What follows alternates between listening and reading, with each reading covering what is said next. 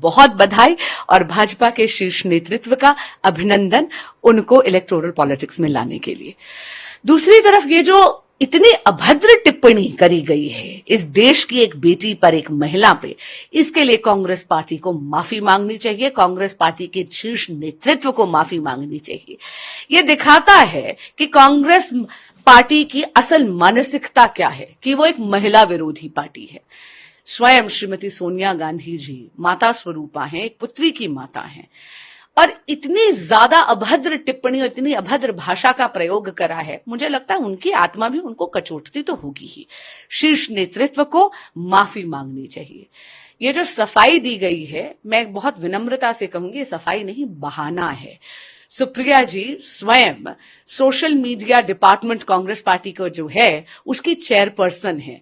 मैं पूछना चाहती हूं कि अगर वो स्वयं अपने सोशल मीडिया हैंडल्स की जिम्मेदार नहीं है, अगर वो उन्हीं को प्रोटेक्ट नहीं कर सकती, तो कांग्रेस पार्टी के सोशल मीडिया के लिए कौन जिम्मेदार है और कांग्रेस पार्टी के सोशल मीडिया को प्रोटेक्ट कौन करता है? मैंने कहा ना, ये अभद्र टिप्पणी परिलक्षित करती है कांग्रेस पार्टी की महिला विरोधी मानसिकता को।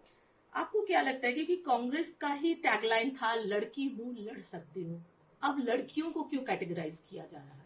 वो खाली एक चुनावी जुमला था। ये वो लोग हैं जो चुप्पी साधे हुए थे।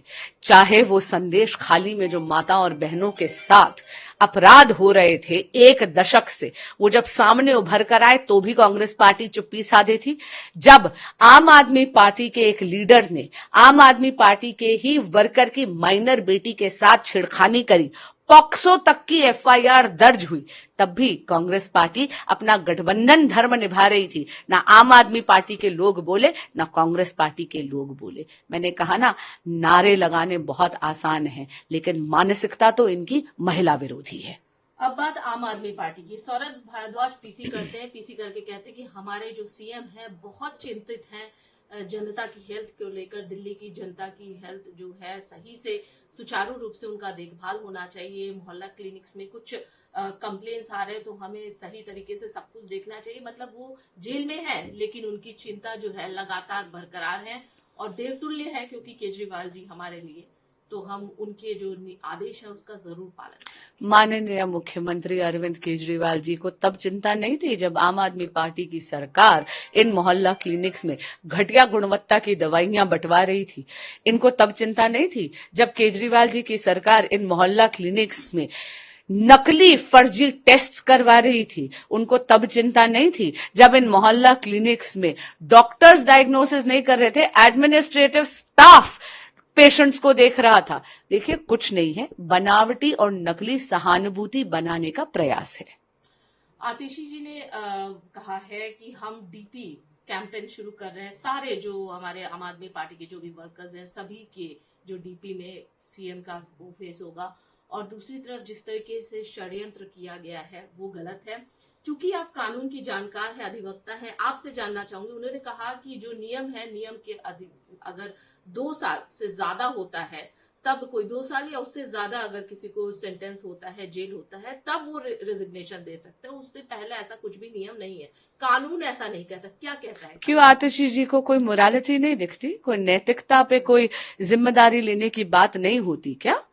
मैं ये पूछना चाहती हूँ कि माननीय मुख्यमंत्री अरविंद केजरीवाल जी ने जब 9 समन्स का निरादर कर विवश कर दिया जांच एजेंसियों को अपने यहाँ आकर उनको कस्टोडियल इंटेरोगेशन के लिए ले जाने में, जब माननीय मुख्यमंत्री जी ने 100 करोड़ रुपए के किकबैक्स ले लिए और वो सारा का सारा पैसा आम आदमी पार्टी की गतिविधियों के लिए इस्तेमाल करा गया, तब उनकी ये सारी की सारी मोरालिटी कहाँ थी?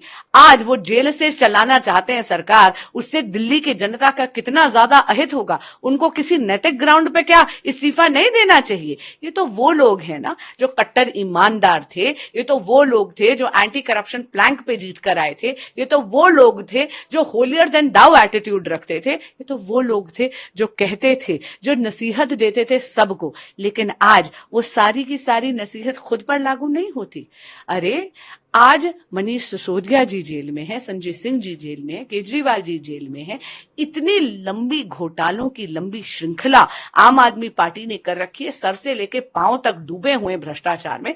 इनको मोरालिटी के ग्राउंड पे, नैतिकता के ग्राउंड पर इस्तीफा देना चाहिए।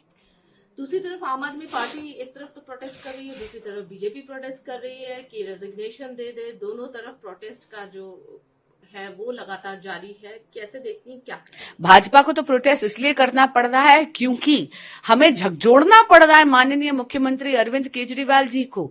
उनका कॉन्शियस उठ ही नहीं रहा है, उनको लग ही नहीं रहा कि नैतिकता के ग्राउंड पर अब तो उनको इस्तीफा दे देना चाहिए। दूसरों को नसीहत देने वाले आज अपने एक भी उस बयान पर अमल नहीं कर रहे हैं। और रही बात जो प्रोटेस्ट आम आदमी पार्टी कर रही है, मैं उनको बोलना चाहूंगी कि आप जनता को भी गुमराह कर रहे हैं और अपना भी समय जाया कर रहे हैं। बेल केवल और केवल कानून के अधिकार क्षेत्र में है।